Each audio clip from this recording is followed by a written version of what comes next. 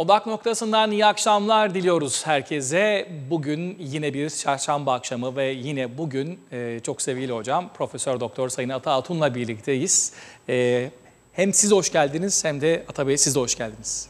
Nasılsınız efendim? İyi günler dilerim. Bütün seyircilere güzel bir hafta, güzel bir hafta sonu dilerim. Yakınlaşıyor çünkü hafta sonumuz. Tabii günler biraz ısınıyor, biraz soğuyor.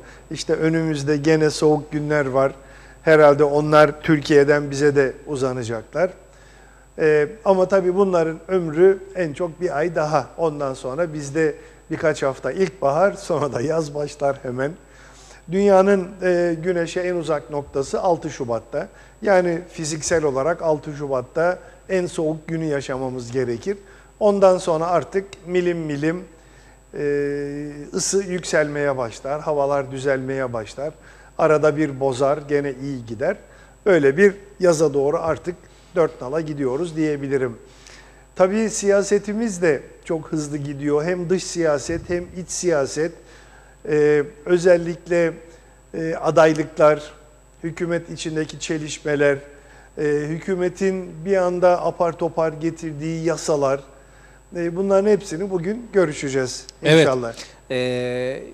İlginçtir, devletin zirvesinde ya da en azından ülke siyasetinin önemli isimleri arasında karşılıklı atışmaların zaman zaman yaşandığını görürüz. Milletvekillerinin birbirlerine ulu orta zaman zaman sosyal medya aracılığıyla pek de yakışık olmayacak söylemlerle zaman zaman hitap ettiklerini görüyoruz, duyuyoruz. Parlamentonun durumu ortada. Şuraya dikkat çekmek isterim. Son olarak her ne kadar üslupta bir sıkıntı olmasa da Dışişleri Bakanı ile Cumhurbaşkanı arasındaki aslında bir şekilde polemiğe dönüşen konu önemlidir diye düşünüyorum, bilemiyorum. Hem Kıbrıs konusunu ilgilendiriyor hem de bugünkü siyasetin içinde bulunduğu durumu şekilsel olarak ortaya koyuyor. Bir yanda 4 partili bir hükümet var. Dış politikada ortak bir söylem yok ama bir Dışişleri Bakanlığı var. Başbakan yardımcılığıyla beraber. Diğer yandan bugün herhangi bir müzakereyi yürütebileceği bir müzakere olmayan ve heyetten bazı ayrılıkların yaşandığı bir Cumhurbaşkanlığı var. Ve Cumhurbaşkanlığının da şu sıralar yapacak pek bir işi yokmuş imajı veriliyor ya da sergileniyor ya da böyle düşünülüyor. Bu noktada bir paylaşım işbirliği karşıtlığı var. Cumhurbaşkanı Akıncı paylaşımdan yana, Sayın Özersay da iki toplum arasında işbirliğini öneren bir açıklamada bulundu ve Cumhurbaşkanı ile aynı fikirde olmadığını söylüyor. Yeni bir şey söyleyen ender siyasilerden biri Sayın Özersay, en azından son dönemde Dışişleri Bakanlığı ile beraber önemli bir noktada Özersay'a bu açıklamasıyla beraber bir tartışma doğdu. Siz nasıl bakıyorsunuz bu tartışmaya? Mert Bey, şimdi aslında elmalarla armutları karıştırmamak lazım. İşin doğrusu, farklı bir açıdan olaya baktığımız vakit işin doğrusu müzakereci olan Akıncı'dır. Yani Akıncı Cumhurbaşkanı olarak müzakere masasına oturmuyor. Bunu da bilmemiz gerekir. Akıncı Türk cemaati, yani 1960 Anayasası'na ve Barış Harekatı'ndan sonra BM'nin aldığı karara göre konuşuyorum. Sayın Akıncı Türk cemaatinin lideri olarak masada oturuyor. Zaten Anastasiadis de Rum cemaatinin lideri olarak masaya oturuyor. Bu yüzden hani meclis yetkili benim, ben Akıncı'nın elinden alırım ederim, bunlar boş laflar. Bunlar geçersiz olmayan laflardır. Görüşmeci Sayın Akıncı'dır. O da cemaat lideri olaraktır. Tabii iki tane şapkası var. Bir şapkası Kuzey Kıbrıs Türk Cumhuriyeti Cumhurbaşkanı'dır. Diğer şapkası da Türk cemaatinin lideridir. Masaya otururken cemaat lideri olarak oturuyor. Dışarıda kimden isterse görüşsün, Cumhurbaşkanı sıfatıyla tanıyan, kabul eden, herkes kabul ediyor aslında. Cumhurbaşkanı sıfatıyla konuşuyor, görüşüyor. Önce bu ayrımı yapıp bilmemiz gerekir. Yani burada farklı şeyler ortaya koymak, farklı kavramlar ortaya koymak yanlış olur. Şimdi Özersay Bey'le, Sayın Kudret Özersay, geçmişi müzakerecilikle pekişmiş olan, uzun yıllar müzakerecilik yapmış olan hukukçu bir kişi. Konuda deneyimi çok. Kıbrıs konusunu iyi biliyor. İnceliklerini çok iyi biliyor. Kıbrıs müzakerelerinde kullanılan jargonu çok iyi biliyor. Jargon dediğimiz işte tampon bölge ile ara bölgenin farkı.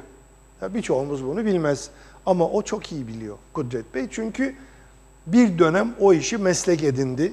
Üniversiteden izin alarak ve müzakerelerde bulundu.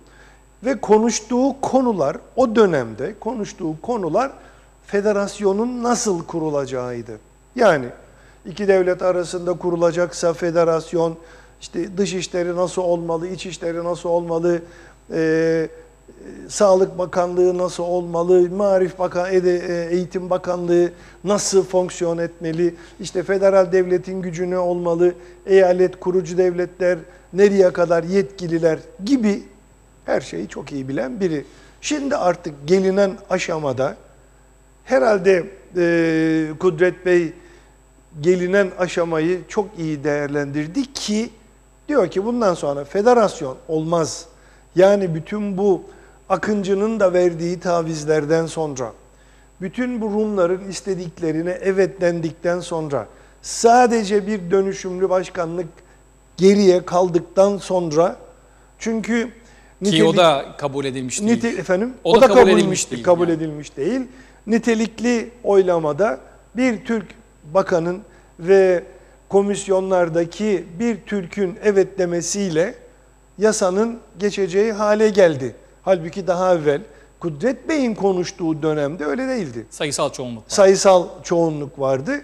Ama şimdi bu Sayın Akıncı'nın verdiği bir başka tavizden bir kişi, Türklerin içinden bir kişi evet derse gerekli yasa geçiyor şeklinde.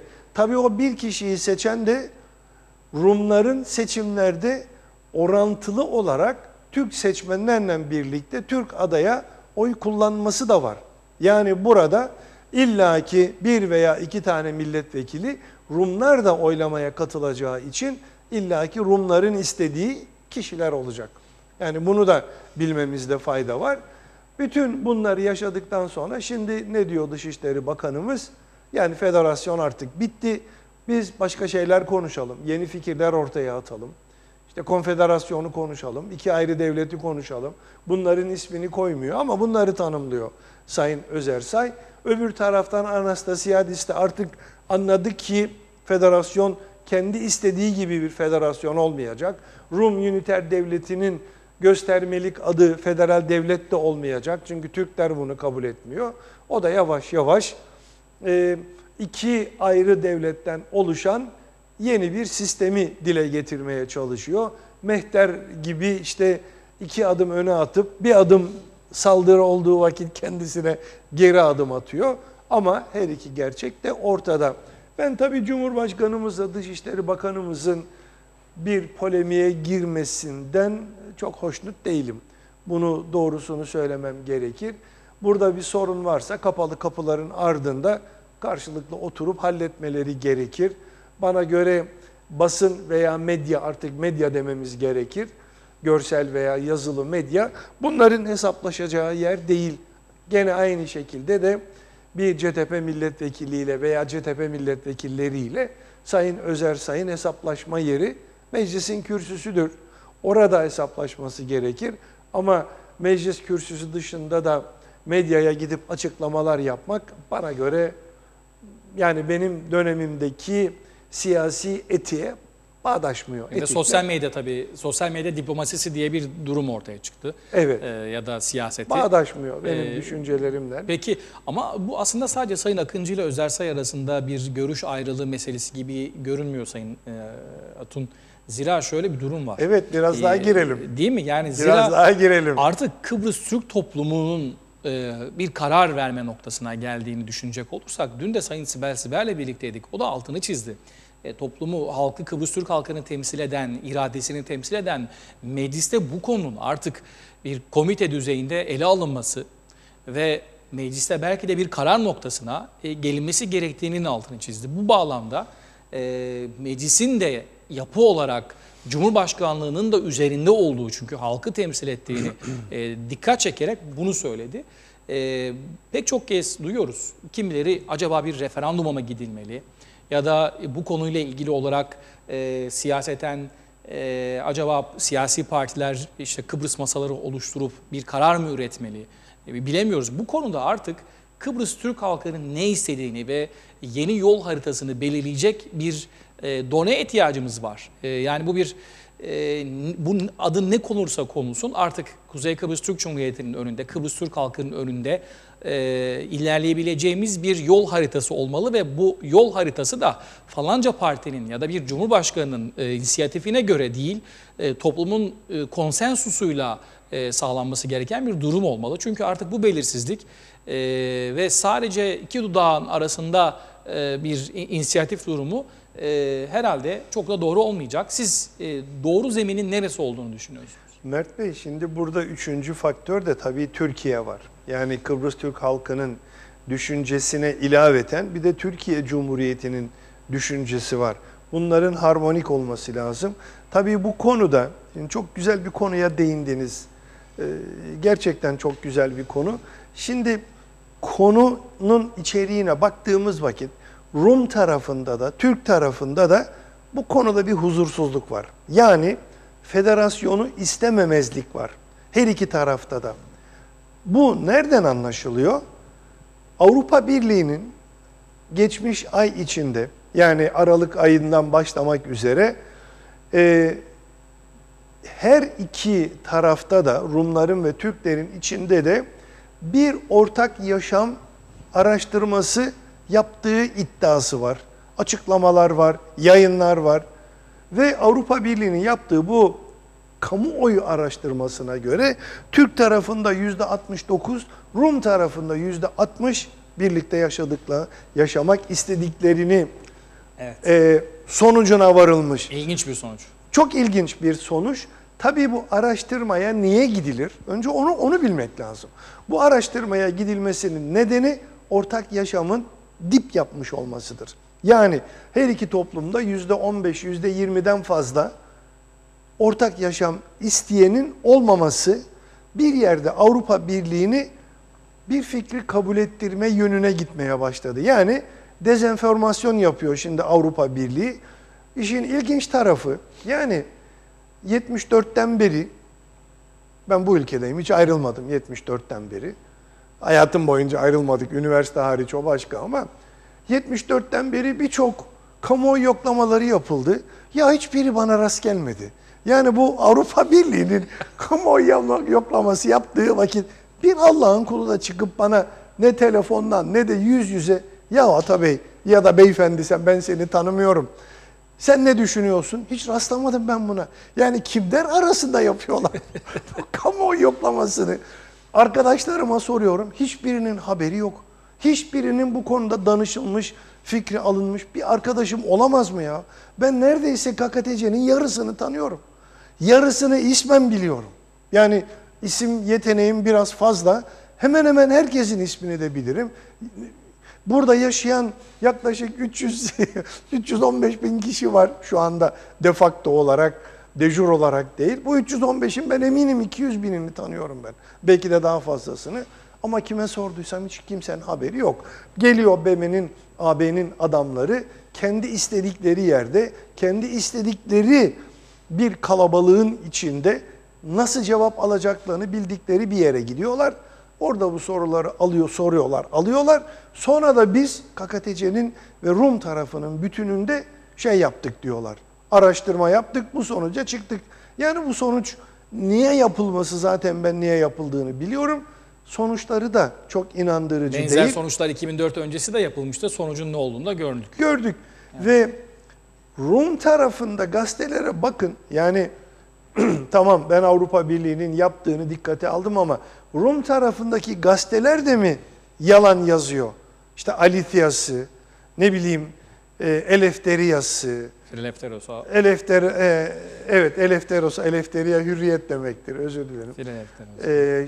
Yani bütün bu Alithiyası falan, yani bütün bu gazetelerde ağız birliği yapıp yalan mı yazıyor? Bunların neredeyse Alitya dahil olmak üzere, yani Akil'in gazetesi dahil olmak üzere hepsi de artık iki ayrı devletten, Türklerle birlikte yaşanamayacağından, Hrisostomos'un asla biz Türklerle yaşayamayız beyanına rağmen hala AB diyorum, AB çıkıp böyle bir sonuca vardım diyor. Bu çok inandırıcı değil ve artık Türkiye Cumhuriyeti'nin Cumhurbaşkanı'na, Sayın Erdoğan'ın, Mevlüt Çavuşoğlu, Dışişleri Bakanı Sayın Mevlüt Çavuşoğlu'nun, ki çok da iyi tanıyorum, yıllar kadim dostum diyebilirim, açıklamalarına bakıyorum. Bunların ne Erdoğan Bey ne de Çavuşoğlu artık federasyondan laf etmiyor. Diyorlar ki gelecekteki çözüm artık başka türlü olmalı. Biz Crans-Montana'da bu federasyonun öldüğünü, müzakerelerin gömüldüğünü, başka bir hedefe doğru müzakere yapılacaksa başka bir hedefe doğru, başka bir sonuca doğru bu müzakerelerin yapılması gerekir diye açıklamaları var. Hala daha var ve işte Çavuşoğlu Bey'in dün yaptığı açıklama var. Ne diyor? Kim ne derse desin, kim ne isterse söylesin, bizi ilgilendirmez. Biz KKTC ile yaptığımız anlaşma ne ise oralarda petrol Sonuca ve doğalgaz araştırması yapacağız. Bu da ne demektir? Türkiye Cumhuriyeti KKTC'nin sonuna kadar arkasında, KKTC'nin varlığını da her koşulda destekleyen ve KKTC'nin var olmasını isteyen bir görüş içinde. Mert Bey, bunların hepsini bilmemiz gerekir. Hayal içinde yaşamak yanlış hedeflere götürüyor insanı. İşte Rumlar 1950'lerden beri hayal içinde yaşıyorlardı. EOKA'yı kurdular, plebisit yaptılar, EOKA'yı kurdular. 60'ta ilk hükümetin temellerini attılar. 60'ta hükümet kurulurken bütün EOKA'cıları bakan yaptılar. Burada bizim hedefimiz Enosis'tir dediler. Türkiye'yi yok saydılar. Gerçekleri göremediler. Sen koskoca bir Türkiye'yi nasıl yok sayabilirsin? Senin nüfusun şu anda Yunanistan'a bakıyorum nüfus 12, Türkiye'ye bakıyorum nüfus 82. Yunanistan konuşurken Türkiye'yi yok sayıyor. Anastasiadis konuşurken Türkiye'yi dünyanın öbür ucunda minik bir ülke gibi tanımlamaya çalışıyor. Bunlar yanlış varsayımlar, bunlar yanlış değerlendirmeler. Makarios bu değerlendirme, yanlış değerlendirmenin en bariz örneğini verdi. Gerçekten en bariz örneğini verdi. Rumların nasıl zaman zaman megalomani içine girdiklerini, zaman zaman nasıl Avrupa'nın kendine verdikleri, gaz verdiği zaman Avrupa kendilerini böyle sırtlarından itip öne ittiği vakit, öne doğru Kıbrısçası kaktırdığı vakit Avrupa'nın arkasında duracağını zannediyorlar ama hiç öyle değil. Kesinlikle hiç öyle değil. Ve mesela 1969, 1974 CIA belgeleri var. Bunları açıp okumak lazım. Kıbrıs konusunda dönem dönem işte belirli bir periyotlarla yayınlar yapıyorlar. Evet. Her ülkeyle ilgili yapıyorlar. Ama CIA'nin tabii Kıbrıs yayını beni çok ilgilendiriyor. Bunu okuduğum vakit bazen o dönemin, yani Makarios'un, Yunanistan'ın yaptıklarına gülüyorum. Yani orada bazı metinler var. Diyor ki bunlar kendi kendilerini bir şey zannediyorlar. İşte Yunanistan ve Makarios hükümeti kendi kendilerine bir şey yapacaklarını zannediyorlar. Biz ne kadar ön verirsek o kadar gidebilirler diye. Gerçekten şeyler var. Buradaki büyükelçinin yazdığı yazılar var. CIA merkezinden, Pentagon'dan buraya gelen talimatlar var. Okuyunca gülüyorsunuz. Yani buradaki bu insanların, gerek Yunanistan'ın, gerek Albaylar Cuntası'nın, gerek Makarios'un nasıl böyle önemsiz, dikkate alınmayan varlıklar olduğunu görüyorsunuz. İnanılır gibi değil Mert Bey. Yani programın diğer aşamalarında bugün Rodos ve İstanköy'den de bahsedeceğim. Sonra onlara fırsat olursa gelirse. Yani göreceğiz ki bizi bekleyen geleceğin ne kadar karanlık olduğunu, eğer Üniter Rum Devleti'nin bugün aramızda bir takım insanlar var. Rumlarla birlikte yaşayalım, biz azınlık olalım, işte Rumlar yönetsin, bize de hak verecekler. Rumlar çağdaş adamdır, gibi söylemlerin sonucunda ne gibi durumlara gerçekleşirse, ki Allah göstermesin, ne gibi durumlara düşeceğimiz şu anda Rodos'ta ve İstenköy'de ve 12 adalarda fiilen yaşanmakta. Orada Türkler var. Orada geleceğim sonra, şimdi Yani biz açmışken konuyu dağıtmayalım. buyurun. Yani bir kısaca belki değinebiliriz. Orada Türklerimiz var. Batı Trakya Türkleri, adalarda yaşayan Şimdi Türkler. Batı Trakya'yı buradan ayrı tutuyorum. Niçin ayrı tutuyorum? Batı Trakya Lozan Anlaşması'na göre azınlık statüsünde. Kendinin belli bir hakları var. Gerçi onların hiçbiri verilmemiş Lozan'a rağmen, ama Rodos'ta ve İstenköy'de yaşayanlar bir kısmı bildiğiniz hakiki Türk. Fakat bunların kendilerine Türk deme hakları yok. 1972 yılında Albaylar Cuntası'nın geçirdiği bir karar var. Bütün camiler kapatılıyor, bütün okullar kapatılıyor. 1992'de Yunanistan hükümetinin, Karamanlis hükümetinin geçirdiği bir başka yasa var. Mert Bey, bildiğiniz yüz karası. İnanılmaz bir yüz karası ve hala daha geçerli. Hala daha geçerli. Siz Rodoslu bir Türksünüz, Ankara'ya gidiyorsunuz okumaya veya sizin işte büyük dedenizin kardeşi diyelim ki Konya'da oturuyor. Siz gittiniz Konya'da 32 gün kaldınız. Geri dönemiyorsunuz Mert Bey. Vatandaşlıktan anında atıyor sizi. Öyle bir yasa geçirmiş 1992'de hükümet. Öyle bir çirkin, öyle bir insan haklarına aykırı yasa geçirmiş. Eğer azınlıklar, bakın Yunan vatandaşları demiyor, Yunan Helen olanlar demiyor, azınlıklardan yurt dışında 30 günden fazla kalan vatandaşlığı kaybediyor. Bu kadar insanlar Avrupa İnsan Hakları Mahkemesi'ne gitmişler. Bunu daha sonra söyleyeyim. Okulların hiçbiri açık değil. Ne Rodos'ta, ne 12 adalarda, ne de İstenköy'de Türkçe eğitim yok. Türk okullarının Girit'te yaşayan Türk de kalmamış mesela. sayıları son Çok derece az. Sayıları son derece az ve gençler artık ana dilleri olarak Yunancayı görüyorlar. Türkçe konuşmuyorlar. Türkçeyi evde ne öğrendilerse o kadar konuşuyorlar ama yazmayı bilmiyorlar. Nasıl yazılacağını bilmiyorlar. Müthiş bir asimilasyon 92'den itibaren devam ediyor. Düşünün ki 81-82 döneminde Avrupa Birliği üyesi olmuş Yunanistan, aradan geçmiş 10 yıl bir yasa çıkartmış. Vatandaşlık yasası çıkartmış. Bütün Helen olmayanların hepsini asimile etmeye yönelik. Aynı şekilde orada yaşayan Yahudiler var. Yahudiler var. Onlar da aynı sıkıntı altındalar. Yahudiler bir yerde biraz kıvırmışlar. Kendi hahamlarını, kendi rabilerini kendileri seçiyorlar. Bizim insanımızın seçme hakkı yok. Maalesef. Zaten açık olan cami yok.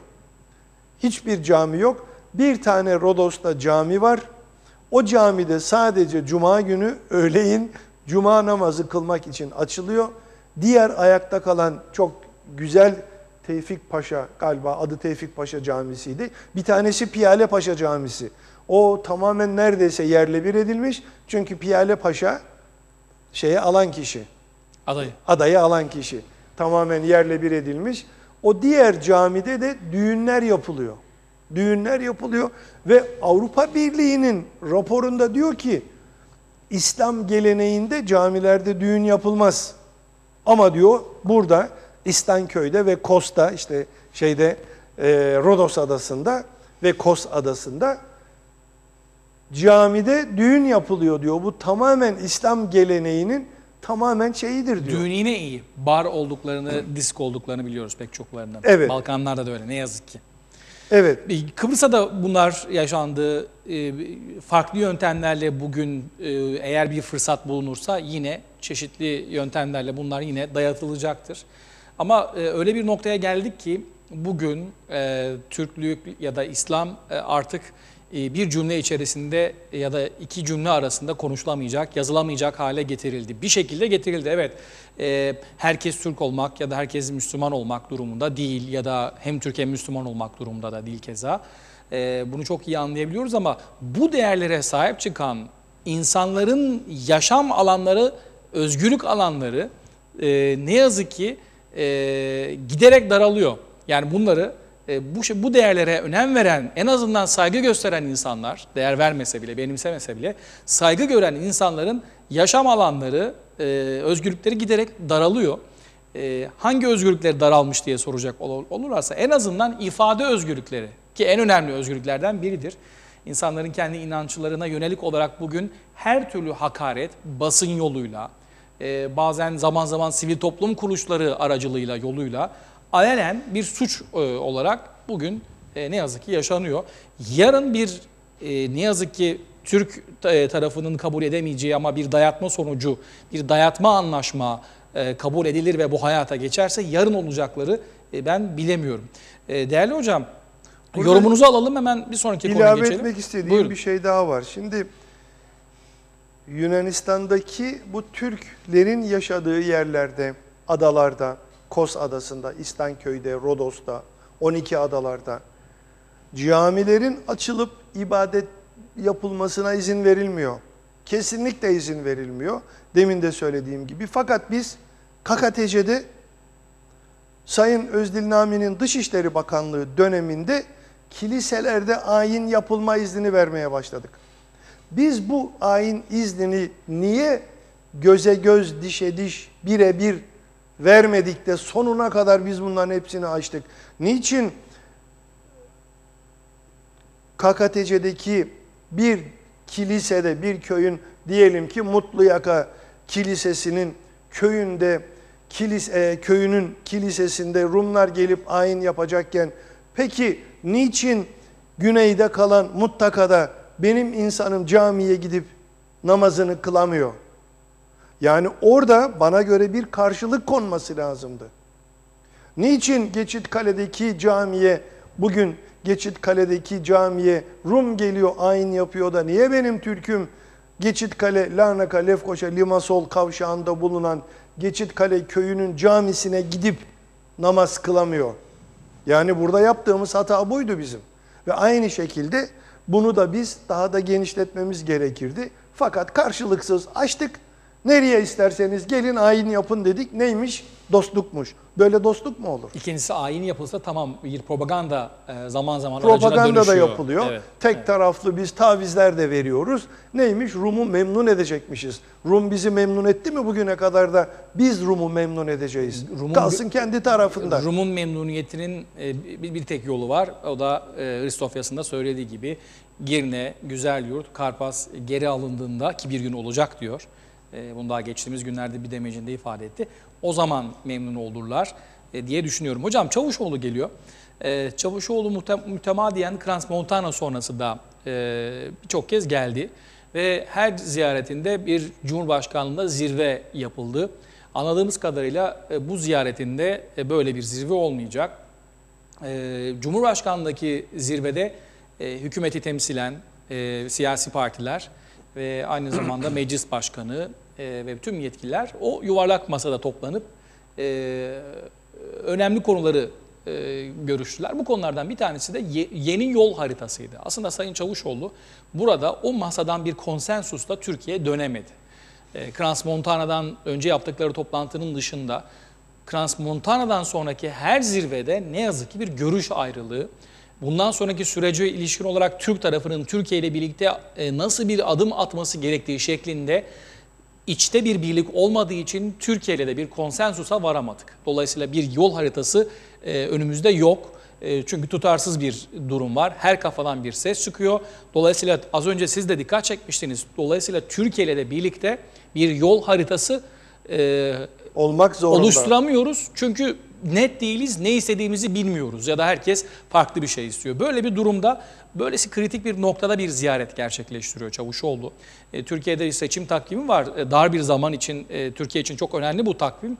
Dolayısıyla dar bir zamanda bir ziyaret gerçekleşiyor. Şimdi eğer bir yuvarlak masa toplantısı olmayacaksa, ki olmayacağını anlıyoruz, acaba bu ziyarette ne konuşulur, nasıl mesajlar verilir, bu mesajı kim alır, ne yapar Türk tarafında bilemiyoruz. Ama siz nasıl okuyorsunuz bu ziyareti? Konuşalım. Bu ziyarette tabii bana göre federasyondan işte zaten Akıncı Bey'in açıklamalarını görüyoruz. Akıncı Bey tabanına seçilirken söz verdiği için sonuna kadar federasyonda diretmeye çalışıyor. Ama bir taraftan da federasyonun olamayacağını çok iyi biliyor kendisi. Zaman zaman cümle aralarına federasyonda anlaşamayacaksak başka bir anlaşamayacağını anlıyorum veya anlaşılamayacağı gözüküyor. Biz başka bir sonucu, başka bir çözümü görüşelim sözlerini koysa da şu anda tabanına artık seçimleri yaklaşıyor. Bir sene kaldı. Yani seneye Nisan ayında Cumhurbaşkanlığı seçimleri var. İşte şu anda biz Ocak ayındayız. Demek ki 14 ay kaldı seçimlere veya 15 ay. Nisan'ın 21'ini falan düşünürsek 15 ay gibi bir zaman dilimi var. Burada tabii müzakerelerin 31 Mart'tan sonra başlarsa belki başlayabilir. 31 Mart'tan evvel pek bir müzakere olabileceğini ben düşünemiyorum aslında. Bundan sonra da gelecek sene Nisan'da olacağı için Ocak ayında kesilebileceğini düşünüyorum. Yani müzakerelerin yapılabileceği dilim toplasanız 8 ay değil. 8 aylık bir dönem var. Yazın çok da iyi gitmiyor müzakereler. Çünkü Zaten Ağustos ayı tatil ayı. evet, Ağustos'un tatilleri var, meclis tatilleri var, ziyaretler var gibi. Bu yüzden zaman çok dar. Bu ara tabii Rum Meclisi'nin kendi seçimleri var. Önümüzdeki yılların içinde. Anastasiadis'in seçimi 2023'te yapılacak olan seçimi var. 2021'de Rum Meclisi'nin seçimi var gibi. Yani bütün bu şeyler, bütün bunları arka arkaya koyduğumuz vakit ve yaşanmış olanlar, Crans-Montana'da Rumların açıklamaları, bu ziyarette ben Sayın Çavuşoğlu'nun artık yeni bir gidişata doğru, yeni bir çözümün adının konmasına çalışacağını düşünüyorum burada. Her ne kadar bu dörtlü hükümetten çok fazla da şeyim yoksa da, beklentilerim yoksa da Kudret Bey'deki değişiklik belli oluyor. Artık seçildiğinden beri yaşanan değişiklikleri ben görebiliyorum. Kudret Bey'in artık federasyondan pek bir beklentisi yok. Rumlarla ortak yapılacak şeyi söylemek istiyorum. Halkın Partisi tabii. Kudret Bey derken Halkın Partisi'nin artık federasyondan çok fazla bir beklentisinin olmadığını, yeni çözümlerin bulunması gerektiğini, bu konuda Türkiye'den telkinler aldıklarını ciddi olarak düşünmekteyim Mert Bey. Bu yüzden de bu ziyarette de daha çok gelecekte biz neyi teklif edeceğiz, masaya neyi koyacağız, BM ile AB ile biz kendi perde arkasında görüşmelerimizi yaparken neyi dile getireceğiz? Bence onlar konuşulacak. Şimdi Sayın Akıncı için de durum zor. Zira bir müzakere ortada yok. Bir müzakere ümidi yok. Bütün yollar çıkmaz sokağa sapıyor. Çünkü her şeyi denedi Sayın Akıncı. Ve şunun da... Nüfus tavizini bile verdi. Yani 1/4 nüfus tavizini pek çok bile şey verdi. söyleyebiliriz ama şu da bir gerçek. Zaman da yok dediğiniz gibi önünde. Ama bir başka sinyalse Sayın Akıncı'nın yeniden Cumhurbaşkanlığına aday olma gibi bir sanırım düşüncesi var. Bunu anlayabiliyoruz ama siyasette yarın ne olur bilemiyoruz. Şimdi bir müzakereci atamadı. Avrupa Birliği Diplomasi Danışmanı görevinden istifa etti. Peki içeride ne kaldı? İçeride ne konuşuluyor? Cumhurbaşkanlığı ne yapıyor? Ne ile uğraşıyor sorusunu vatandaş da soruyor. İç konularda da çok fazla bir en azından bir söylem yok. Ya da öyle bir ajanda olmadığını görüyoruz. Basına da yansıdığı kadarıyla. Dolayısıyla Cumhurbaşkanı şimdi kendine tabii ki bir yapacak, uğraşacak bir konu bulmalı. Şu anda da federasyon üzerine düşmüş gibi görünüyor. Oysa ki Sayın Akıncı, Crans-Montana'dan hemen sonra yaptığı açıklamada biliyorsunuz ki kendi nesillerinin artık son denemesinin de başarısızlıkla sonuçlandığını belirterek yeni nesile başarılar dileyerek artık bizim işimizin kalmadığını, kendilerinin işinin kalmadığını Anastasiadis'le birlikte dile getirmişti. Sonraki açıklamalarında hatta ileri giderek iki devletli çözümü işaret etti ki CTP'nin yayın organında çok ciddi eleştirilere muhatap oldu. CTP Gençlik Örgütü ciddi eleştirilerde bulundu Akıncı'ya ve yine hatırlıyoruz. Yine Sayın Akıncı AB çatısı altında iki devletten de bahsetti. Bunu birkaç kez söyledi. Yani öyle bir kere söylemedi. Ama bugün bakıyoruz ki federasyon dışında bir çözümün rasyonel olmayacağını, Rum yönetimini haklı çıkaracağını, eğer Türk tarafı bugün biz federal çözüm istemiyoruz şeklinde bir işte isyan bayrağını çekerse, Rum tarafını bütün haksızlıklarıyla beraber haklı noktaya getirmiş oluruz şeklinde bir savunusu var Sayın Akıncı'nın. Sayın Akıncı için seçenek nedir bilemiyorum ama Türk tarafı için federasyon artık bir olmazsa olmaz değil, bir tabu değildir, onu biliyoruz. Siz nasıl değerlendirirsiniz? Ben tabii Rum tarafının federasyonu biz istemezsek Rum tarafının haklılığı ortaya çıkacak savına hiç inanmıyorum. Bu bana göre sadece bir olasılık bile değil, bir hayal.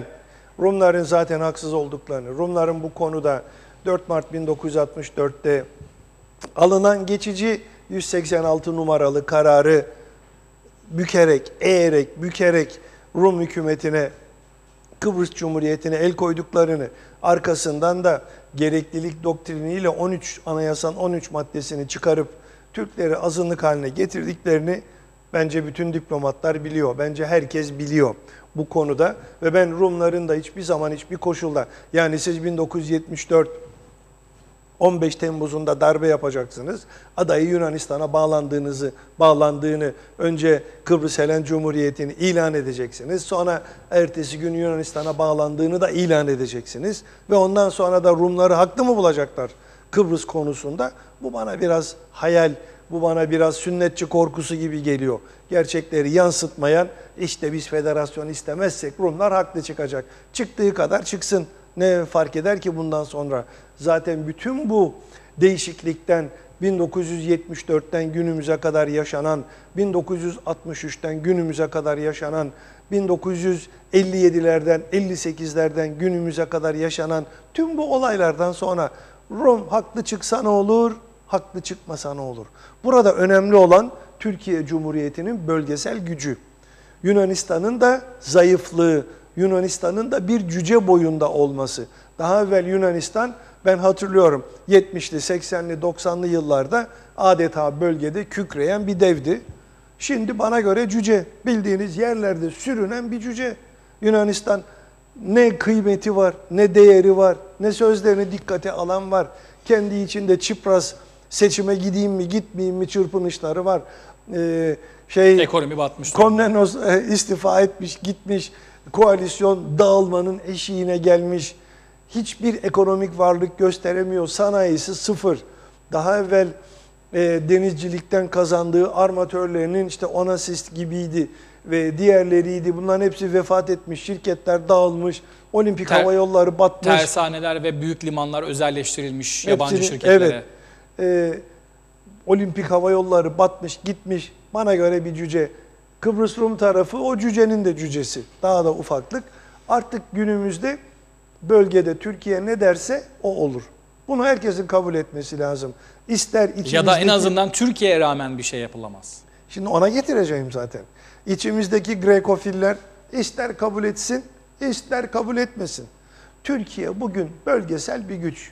Türkiye'nin istemediği hiçbir çözüm Kıbrıs'ta olamaz. İşte Sayın Cumhurbaşkanımızı görüyoruz. Her ne kadar tüm tavizleri verdiyse de 1/4 nüfus oranını da kabul etmiş olsa dahi 4 özgürlüğü de. Efendim Maalesef. 4 özgürlüğü, Maalesef 4 evet. özgürlüğü de. Bütün bunları kabul etmiş olsa da Türkiye hayır dedi mi? İşte garantörlüğü konuştular da garantörlük kalkıyordu da asker gidiyordu da kaldıydı da gittiydi. Türkiye siz konuşamazsınız dedi, bitti iş. Bu kadar basit. Yani bu yüzden Türkiye'siz, iyi ki biz Türk'üz, Kıbrıslılar olarak kökenimiz Türk, iyi ki bir ana vatanımız var. Zaten iyi ki bu ana vatanımız var lafı dediğimde aklıma da hep Yaser Arafat geliyor. Allah rahmet eylesin. BM'de koridorda söylemişti bana bunu, 80'di galiba ya da 81. O dönemde daha Filistin Kurtuluş Örgütü terör örgütü olmaktan şeye geçiyordu. Direniş örgütüne. Direniş örgütü, yani terörden çıkıyordu da haklarını savunan bir direniş örgütü geçiş sürecindeydi. Sarıldı, öptü, sen ne kadar şanslısın dedi. Arkanda senin Türkiye gibi bir anavatan var dedi. Benim arkamda Türkiye gibi bir anavatanım olsa ben İsrail'i şimdi çoktan süpürür, siler süpürür atardım. Ben Filistin devletini de kurardım demişti bana. Şimdi hep biz çok şanslıyız ki arkamızda Türkiye gibi bir dev var şu anda. Ve şeylerine bakıyorum. Yani gelecek projeksiyonlarına, grafiksel, istatistiksel projeksiyonlara bakıyorum. Türkiye 2030'lara geldiğimiz vakit dünyanın 5. gücü olma şeyinde, yolunda. Şu anda 17-18'lerde fakat 5.liğe doğru hızla gidiyor. Şimdi böyle bir devlet derse ki adanın yarısında benim kendi vatandaşlarım var, kendi soydaşlarım var. Ben böyle istiyorum. Buna hiç kimse karşı koyamaz. Avrupa Birliği bakın dağılmak üzere. Yani Avrupa Birliği Amerika Birleşik Devletleri gibi bir devlet olabilir miyimin adımını attı. Ama bunda başarılı olamadı. Şu anda da artık dağılmanın sancılarını çekiyor. Yani önümüzdeki 5 veya 10 yılda nezaketen bir arada kalmazlarsa Avrupa Birliği dağılacak bir kulüp. Bunları kendileri de söylüyorlar. Kendileri de söylüyorlar zaten. İşte Schengen dağılmak üzere, Euro Birliği dağılmak üzere. İtalya fırsatını bulursa ben çıkacağım diyor. Fransa ben Merkez Bankası'nın, tabii Alman Merkez Bankası'nın baskısından bıktım usandım diyor. İspanya ben kendi basamı, Portekiz ve İspanya ben kendi paramı döneceğim diyor. Pezoya döneceğim diyor. Yani bütün İngiltere ayrıldı. Yani Bayan Brexit diyecektim. Bayan Theresa May'in ne aşamalardan geçtiğini geçen hafta gördük. Yani şu anda İngiltere parlamentosu kendisine güven oyu verdi ama Brexit konusunda da rapor isterim Sayın Başbakanım dedi. Senin bu raporun beni tatmin etmeli. Tatmin etmezse ben seni desteklemiyorum şeklinde de şeyini verdi, ultimatomunu verdi Bayan Theresa May'e. Yani burada Türkiye Cumhuriyeti bu konumda olduğu müddetçe Rumların istediği hiçbir şey bu adada olmaz. Akıncı'ya rağmen veya Akıncı'yla beraber. Türkiye ne derse o olacak. Akıncı bunun bu süratle akan derenin akıntısının karşısında tek başına durmaya çok çalıştı. Ben ne söz verdiysem onu yapacağım. Ben onu edeceğim dedi ama bunu yapamadığını da hepimiz görüyoruz. Peki ama bir Guterres çerçevesi resti vardı Sayın Akıncı'nın ki Sayın Çavuşoğlu herhalde bunu hiç unutamadı. Sayın Çavuşoğlu ile yaptığı görüşmenin ardından bir emrivaki gibi bir sürpriz Guterres çerçevesiyle yola devam, müzakerelere devam açıklaması çok yapmıştı. Çok emrivakiler yaptı. Sadece o mu? Evet, sadece o değil tabii ki. Daha neler.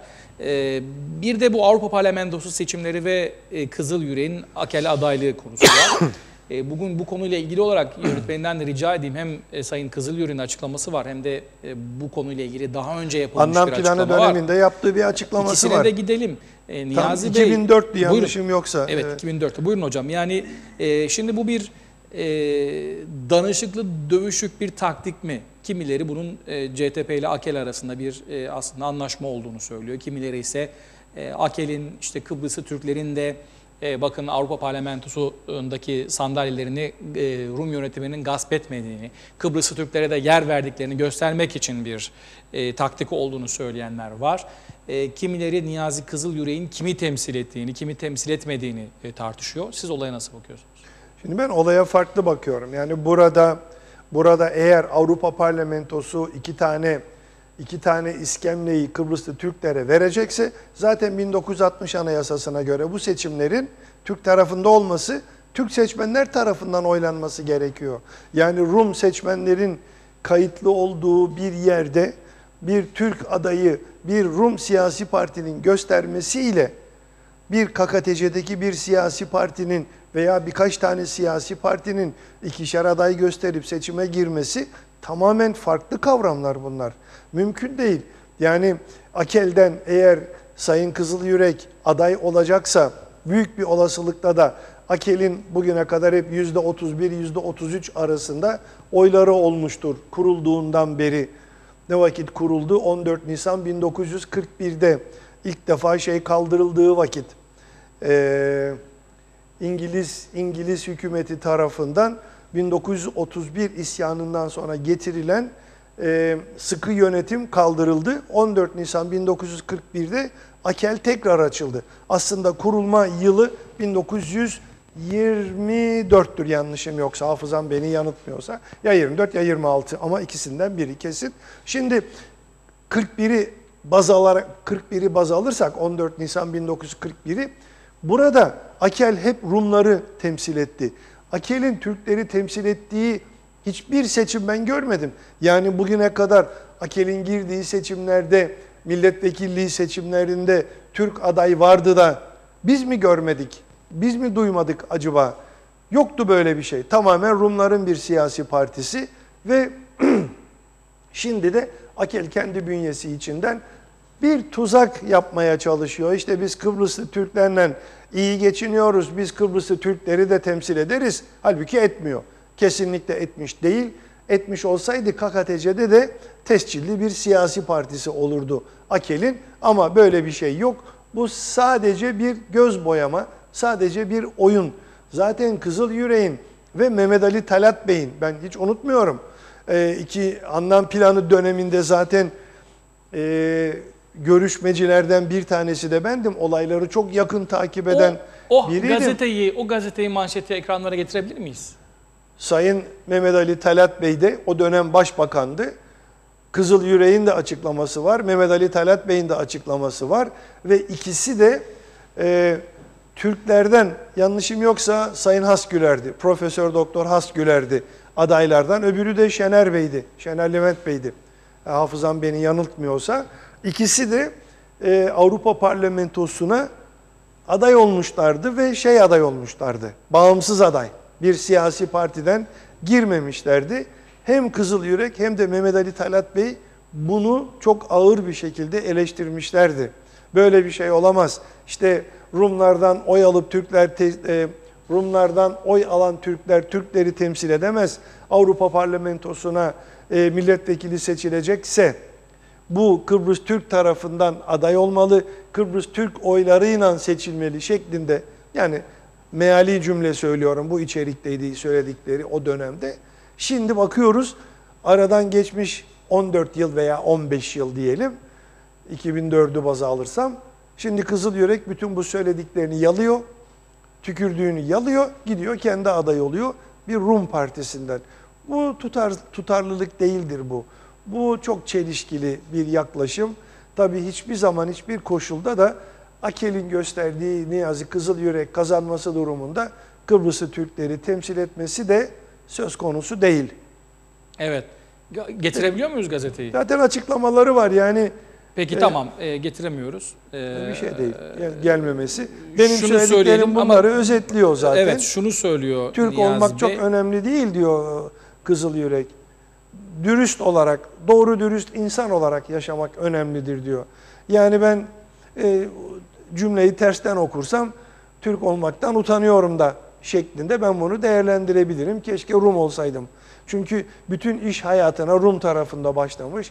Annesi, babası, yeğenleri burada yaşamasına rağmen kendisi Rum tarafında iş hayatını devam ettiren, evi orada olan, Anastasiadis'e danışmanlık yapan, gelip burada bizim Cumhurbaşkanımıza da danışmanlık yapan, nasıl bir çelişkidir ben onu da anlamıyorum ama bir kişi.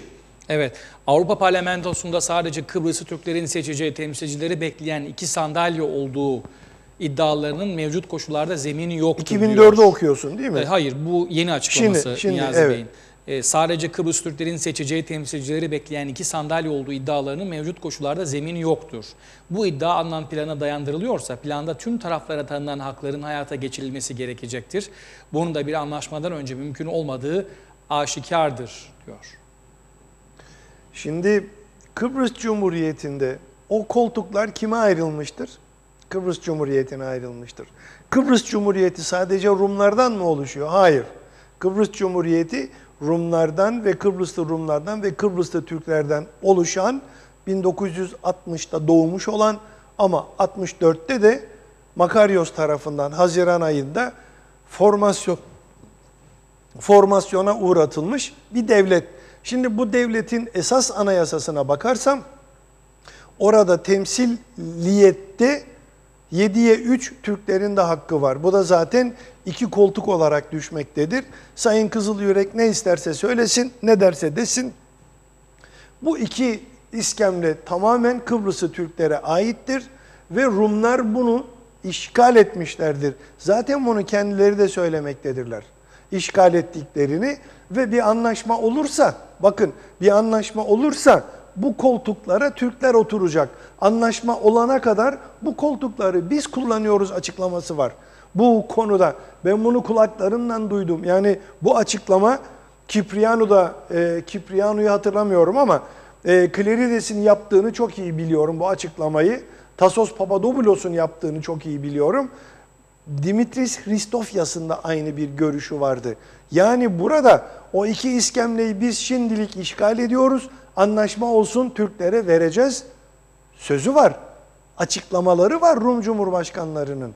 Bu konuda Kızılyürek'in söylediklerinin tamamen tersinedir.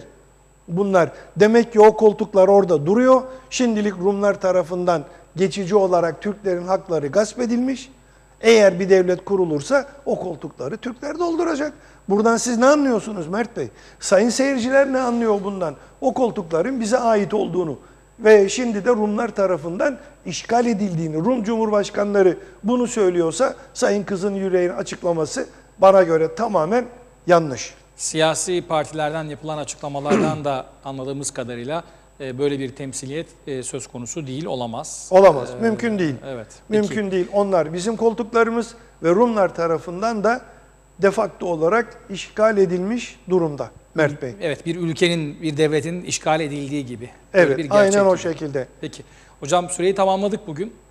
Belki yine konuşabileceğimiz pek çok konu kaldı ama onu da bir sonraki haftaya konuşuruz. Bırakalım. Bir kez daha teşekkür ederiz. Ben teşekkür ederim. Katkınız için. Değerli izleyenler, bugün de biz ayrılan süreyi tamamladık. Yarın aynı saatte görüşebilmek ümidiyle iyi akşamlar diyoruz.